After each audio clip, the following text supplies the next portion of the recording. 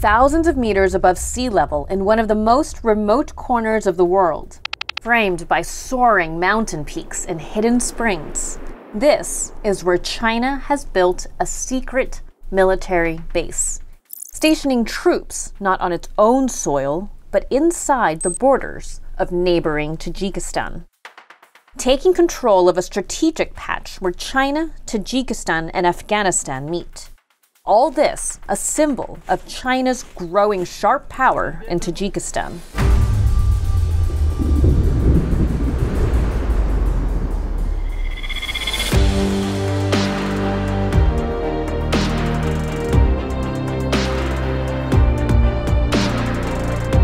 For Tajikistan, it's about shoring up new alliances to find alternatives to Russia, its usual partner not so reliable after its invasion of Ukraine.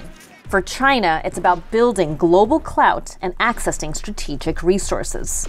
But the question is this bilateral relationship truly as win-win as Beijing says?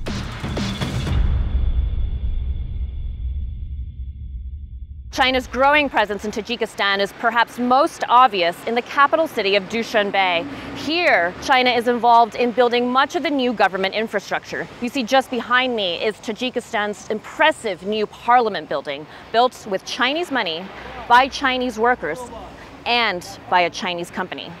The project broke ground a few years back and is finishing this summer. One of the biggest challenges is building a conference hall that can accommodate 1,500 people. Across the street is the city's main park, filled with Chinese surveillance cameras and rubbish bins. A few blocks over, the stately presidential palace renovated with Chinese support. Everywhere you look, there are signs of the Chinese. Electric power boxes outside the National Museum, vendors at the city's largest bazaar.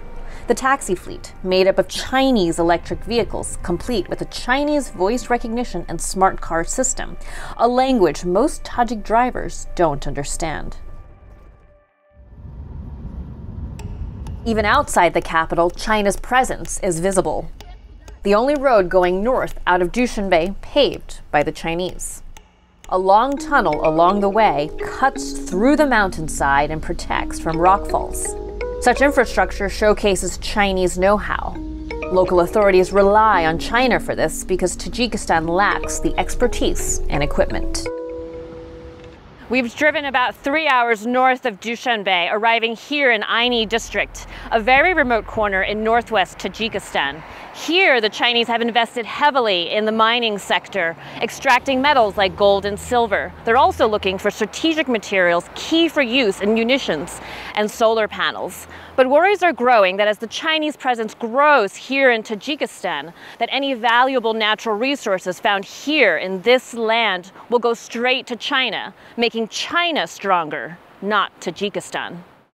Many Chinese migrants come to work on these projects. For some local businesses, this has meant more customers and more revenue. To others, it's meant lost jobs for Tajiks. But people are most worried that dust and debris from mining is harmful to their health and the environment. We only have these mountains. We don't have anything else. This is our homeland. This is what Karim Jaraev tells me. He worked for the Chinese on the road project that today connects Dushanbe and Aini. All this new infrastructure has come at a cost. Entire Tajik villages like the one that you see behind me here, Kumark, all these residents have been forced to relocate to make room, to make way for expanding Chinese mining interests. About 60 families used to live here, but now it's empty and a guard is posted at the entrance. Tajikistan is the poorest post-Soviet state. It needs Chinese support to develop, but it's changing the fabric of the nation. Critics wonder, at what cost? The big worry is that China could one day use its investments in the country to justify an even greater military presence in Tajikistan, saying it has the right to defend its interests if under threat. With the Taliban in Afghanistan just to the south, unrest in this part of the world remains a possibility. The Tajik government is aware of its growing dependency on China. But perhaps there's no turning back.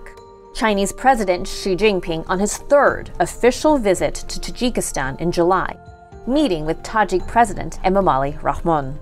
The two countries making a show over closer ties. A political spectacle and a reminder that China may someday use its leverage over Tajikistan.